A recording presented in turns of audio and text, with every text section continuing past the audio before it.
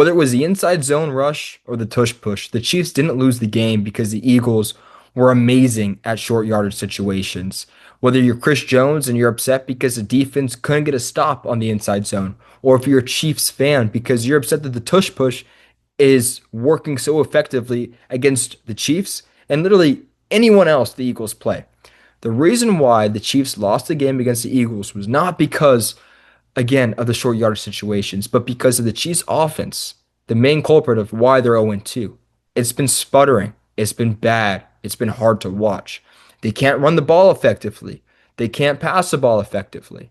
Can something finally give so that this team can have a balanced attack? And I think the answer is yes. And that answer is yes this Sunday, Sunday night against the New York Giants. The Kansas City Chiefs are expecting to have Xavier Worthy back for the game. Whether he's at 100% health, 70 or 50%, he's better than not having him at all. And this offense has the ability now to go out there, hit the reset button, and fix everything that has happened. Why? Well, because the Giants have a really bad defense. Coming into the season, I anticipated, as I'm sure the Giants did and many others did, this defense for the Giants being tough, being a top 10 defense in the NFL, with players like Brian Burns, Kayvon Thibodeau, Dexter Lawrence, and the front seven, Abdul Carter as well. And the secondary, signing Javon Holland, maybe a jump from Cordell Flott or Tay Banks, someone stepping up in the secondary to provide some assistance. But unfortunately, to no avail, the Giants have struggled. They've allowed 352 passing yards to Dak Prescott last week, over 200 passing yards against Jaden Daniels in week one. But more importantly, their run game has been really, really poor. Their run defense, I should say, has been really bad, dating back to all of last season. Last year, the Giants had the sixth worst rush defense in the National Football League, allowing 136.2 rushing yards per game. This season against Washington, they gave up 220 yards rushing, including 152 to running backs. Last week against Dallas, 135 yards rushing, including 118 to the Dallas running backs. Not the Philadelphia Eagles, the Kansas City Chiefs, on the other hand, they've been really bad running the ball as well. When you exclude Patrick Mahomes' rushing yards, which accounts for more than half of the total rushing yards for the Kansas City Chiefs this year, the Chiefs have been terrible running the ball. Against the Chargers, they ran it 11 times for 41 yards rushing.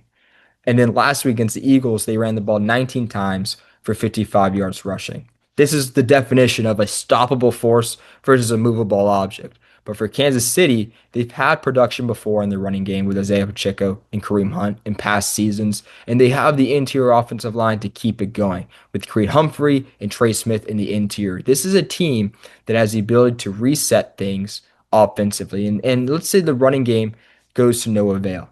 The good news for this passing attack for Kansas City is how poor the pass defense has been for the New York Giants. When I talk about Dak Prescott and George Pickens and the Dallas offense, I truly think they're a juggernaut and one of the best passing attacks in the National Football League. But the reason why I'm confident that the Chiefs are able to dissect it, even though they don't have as good of an offensive an offensive unit outside the quarterback position compared to the Cowboys, is because of what the Commanders were able to do. The Commanders are a team that don't have a solid offensive line in place. They don't have a lot of wide receiver options, at least early on, because Terry McLaurin missed so much time this offseason with his contract negotiations. So naturally, the chemistry was off with Jaden Daniels. Deebo Samuel is an okay, at best, wide receiver. In the run game, their leading rusher in the game against the Giants was a seventh round draft pick, but he was able to rush for 82 yards rushing against the New York Giants and only had a quarter of that against the Packers with 17 yards rushing.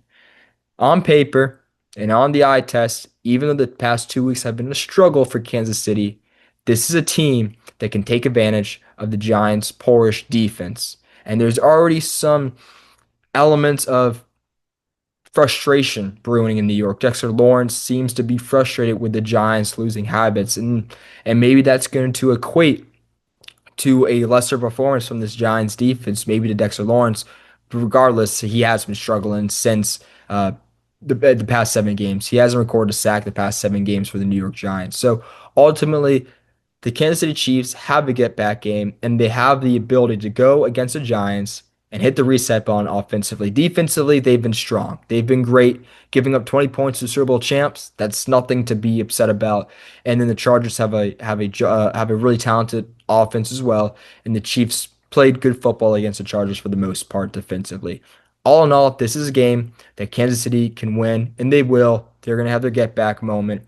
The question is, can these running backs get going? Because if so, Kansas City for the next couple of weeks are going to be okay.